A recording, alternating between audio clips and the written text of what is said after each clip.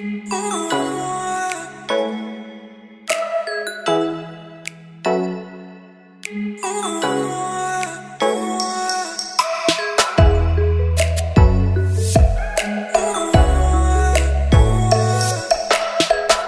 wild ride. Katt Williams is definitely a one-of-a-kind comedian.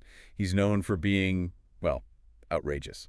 Not afraid to push the envelope. Yeah, and this video really shows that. We see him going after some huge names in comedy. And it gets pretty personal. Gives you a glimpse into the world of stand-up comedy, the competition, the pressure, especially for Black comedians. Yeah. Trying to make it in an industry that's largely white. So one of the most intense examples is Katt Williams going after Kevin Hart. Williams really takes issue with Hart wearing a dress on Saturday Night Live. He even suggests it's part of a bigger pattern, Black comedians being asked to play into stereotypes. That's where things get really fascinating. Historically, Black performers were often forced into roles that were, well, demeaning, like minstrelsy. So when Williams brings up the dress thing, it touches on a painful history, a history of exploitation. Right, it raises these questions about comedy's role. Can humor address serious issues like racial stereotypes? Or does it just make light of them? That's the dilemma for comedians, trying to find that balance between being funny and making a statement without, reinforcing the stereotypes. And Williams certainly doesn't hold back, especially when it comes to Tiffany Haddish. His comments about her get really personal. He questions her talent, her motives, everything. He seems fixated on her personal life, using stories about who she dates. To make it seem like she's seeking approval from outside her own community, it's a tactic that's, unfortunately, often used to discredit women, particularly women of color, as if their success depends on men. And it's interesting because he doesn't shy away from criticizing other Black comedians, which is where Dave Chappelle's criticism comes in. He asks why Williams seems to be creating division within the Black comedy community. Chappelle adds another layer to this. He emphasizes the importance of unity, especially in communities that have historically been marginalized. He suggests that infighting just weakens them. So there's this internal struggle within the Black comedy community, but also this larger issue of representation. Who has the power in Hollywood? Exactly. Katt Williams brings up the Illuminati a lot to explain the power imbalances in the entertainment industry. Now, the Illuminati itself might be a conspiracy theory, but it represents something real. What do you mean? Well, the Illuminati, in this context, symbolizes these hidden forces controlling Hollywood, deciding who gets a chance and who doesn't. It reflects this feeling of frustration, a distrust of the established power. So it's not really about the Illuminati existing. It's about this feeling of not having control in the industry. Exactly. And this feeling of being powerless, it resonates with a lot of people, not just in entertainment. And then there's Katt Williams' feud with D.L. Hewley. Things get super intense. Some really serious accusations. It shows how much personal and professional lives get mixed up in this industry. These aren't just jokes. They're attacks that can have real consequences for careers and reputations. It makes you think about the limits of comedy. When does a joke go too far? When does it become harmful? Those are questions we'll keep exploring, especially as we look at how other comedians responded to Katt Williams' roasts.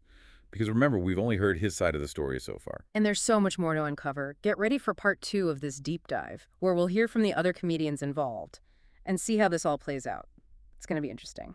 Welcome back to our deep dive into stand-up comedy and all the drama that comes with it. In part 1, we heard Katt Williams' side of the story. Now it's time to see what the other comedians had to say. Right. It's important to remember, these roasts, they're just one perspective. To really understand what's going on, we need to hear from everyone involved. So let's start with Kevin Hart. Did he fire back at Katt Williams? For all those accusations about the Illuminati and the dress wearing?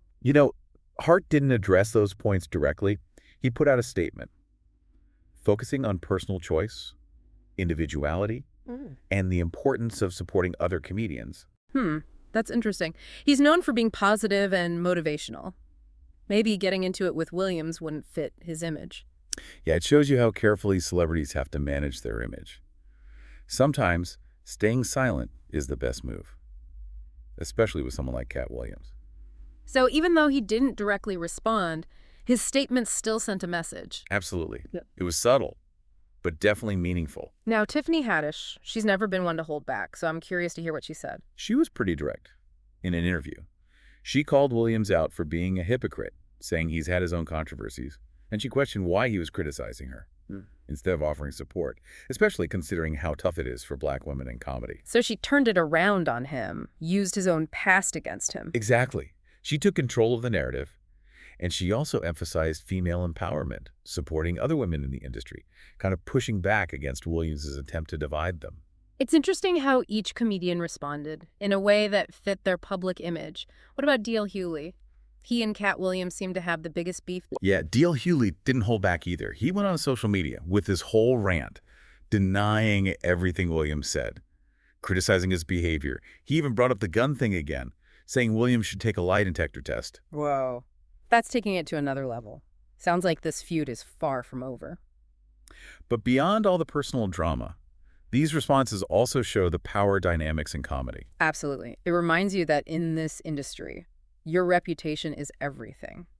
And words can have a huge impact. These aren't just arguments. They can affect careers, opportunities, everything. It also makes you think about fame and public perception, the pressure to maintain a certain image, Yeah. and how any mistake can be blown out of proportion. And for Black comedians, that pressure is even greater. They're often seen as representing their entire community. Which brings us back to Dave Chappelle's point about Katt Williams targeting other Black comedians. Right. Chappelle has always talked about the unique challenges Black performers face, the pressure to be role models, the constant scrutiny, the lack of opportunity. So he's advocating for unity, recognizing that the fight for equality needs to be a team effort. Exactly. And that's a message that goes beyond comedy. It's about solidarity within marginalized communities, who are often pitted against each other. These roasts and responses have definitely exposed the complexities of the comedy world, but they've also started a bigger conversation about race, power, and representation in entertainment. And that's a conversation we'll keep exploring.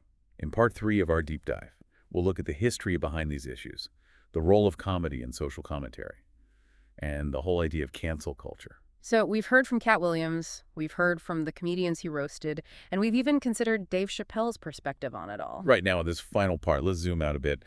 What does all this tell us about comedy's place in society? It's clear that comedy can be powerful. It can make us laugh. It can challenge us, start conversations. But as we saw with Katt Williams, it can also be used to hurt and offend. Yeah, and especially when dealing with sensitive topics like race, gender, sexuality, there's this fine line between using humor to expose injustice and using it to reinforce the very prejudices you're trying to fight. And that's where the whole cancel culture debate comes in. We see boycotts, apologies, even careers ending over jokes. Yeah, it's a tough one. On one hand, people should be held accountable for their words, especially when those words can cause harm. Right. But then there's the worry about censorship, about free speech. If comedians are always afraid of getting canceled, will they avoid important topics? It's a balancing act for sure, and it goes beyond comedy. We see these debates everywhere: politics, media, even academia. And it's interesting you mentioned marginalized groups, because one thing that keeps coming up is the unique challenges Black comedians face in this industry. Historically, Black performers have had to deal with a system that both exploits and marginalizes them. Right. They've been pressured to conform to make white audiences comfortable. And even when they're successful, they're often judged more harshly. Which is why Dave Chappelle's point about unity is so important. Exactly. He's calling for Black comedians to support each other, recognizing that they're stronger together. And that message goes beyond comedy, too. It's about understanding and solidarity within any marginalized community. So as we wrap up our deep dive, what's the biggest takeaway for our listeners? I think it's that comedy is a powerful tool, but it needs to be used responsibly. It can make us laugh, think, connect, Yeah. but it should never be used to hurt or put people down. And as an audience, we need to think critically, engage with the material, and support comedians who are using their voices for good. Right. We need to be willing to have tough conversations about humor, free speech, equality. This deep dive has taken us through so much. Laughter, controversy, thought-provoking discussions. Yeah, we might not have all the answers, but hopefully we've given everyone something to think about. Thanks for joining us on this journey. We'll see you next time for another deep dive.